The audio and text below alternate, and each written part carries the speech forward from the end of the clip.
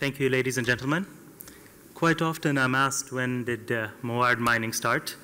Some people would say 2007 with first production. Some would say 2000 during discovery. In my opinion, it actually started in 1994 with the employment of the first geologist. And I was in 4th grade asking my father a lot of very difficult geology questions, and he told me, go to the office and ask the geologist. And that's how I discovered we began into the copper mining and exploration. This photo here is actually taken from our Mandus operating mine. It's our largest open pit mine to date. And it's been challenging and quite a variation. She'll continue. So I'll take you through an introduction, Batinah key facts, a little bit on our previous mines, the remaining life of mines, how things have varied with Mandus in the economies of scale, the deliverables we have for the Hussein mine, our evolution as a mining company, our strategy, a bit on international exploration, and final conclusions. Well, we're the only operating copper mine in Oman. We employ 489 employees, 77% Omanization, and we are exploring internationally in Saudi Arabia, Kazakhstan, and Tanzania. One thing important to realize about our 77% Omanization is that Oman's mining in history has been quiet for a while in the copper, and that all of those Omanis that work for us have been trained and developed in-house, and that's something we're very proud about. In Oman, we control Block 1, Block 2, and we have the Hussein block as well. As a mining company, we have resources of 26 million tons at 1.6% copper. Our reserves is 10.3 million tons at 2.2%. A significant portion of that is underground, and that's why it's very important to get the Hussein project online. We're currently producing in the Mandus mine.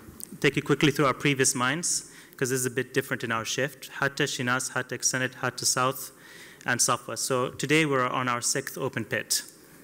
Hatta was discovered in 2007. It had a stripping ratio of 1 to 5.1. It was a nice, small, high-grade deposit, 1.3 million tons at 2.8%. And it was this mine that was the first we've ever produced and the one that actually got us into production. Shinas began in late 2007, 1.67 million tons. However, the grade is significantly smaller, 1.72%. And again, the stripping ratio is more challenging, 1 to 6.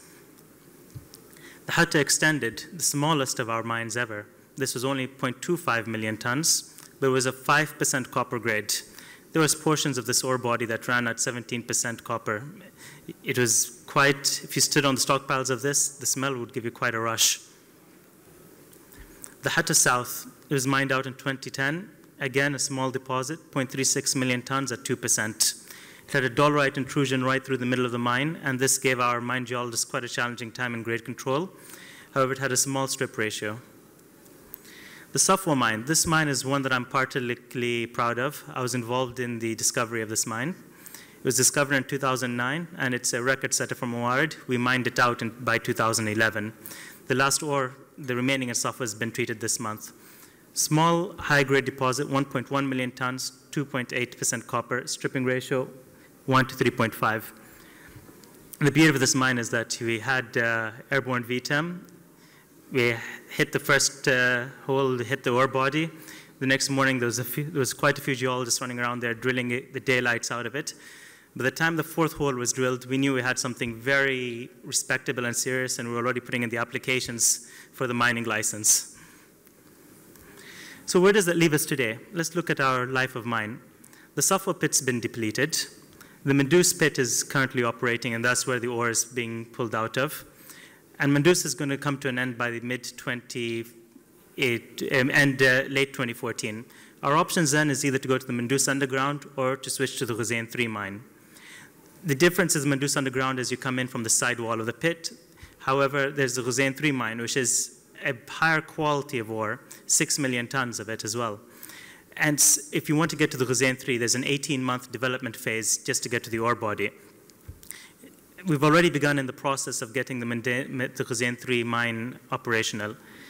Above that, we have Hussein 2 and the Aswad mine. They're both 2.5 million tons, and both of them are underground, as in our reserves as well.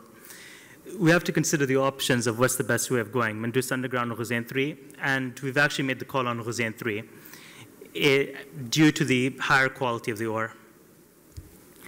So Mandus is different from the other mines. All the other mines, if you've seen previously, were maximum around 2 million tons, where this is an 8.2 million ton deposit, but it has a resource of only 1.5%. The reserve is 3.4 million tons at 2.2%. We've commenced mining November 2011 and have just reached the top of the ore body. The limitation of converting that resource into reserves is actually the plant throughput. The plant throughput is currently capped at 120 tons per hour. If we increase that plant throughput upwards to 150 or 240, additional amount of resources can be converted to reserves. And we're currently working on that heavily. Of course, Mandus is the largest mine. It also has a challenging strip ratio of 7.7. Therefore, we require larger tonnage, larger blasts. One thing that we didn't realize that was is the Mandus ore body is harder to process. We're getting around 70 to 75% recovery, where previously we're getting 85 to 90% recovery. This is due to the nature of the ore. It's very fine-grained. However, because the ore is so fine-grained, it just passed through the mill quite easily. So we actually got a benefit of a faster throughput through our plant, and that actually just immediately helped convert more of that into reserves. The Hussein deliverables, there's a lot of excitement towards Hussein. We're looking into awarding a contract to a mining contractor to the portal and the decline development. There's geotechnical drilling ongoing for the ventilation in the shafts. And we're hoping to commence by around July 2013, which is very, very soon. The reserves are currently at 6 million tons at 2.2%. We currently process around 1 million tons of ore per year. Hence, this would, on its own, is a 6-year mine life on production as well.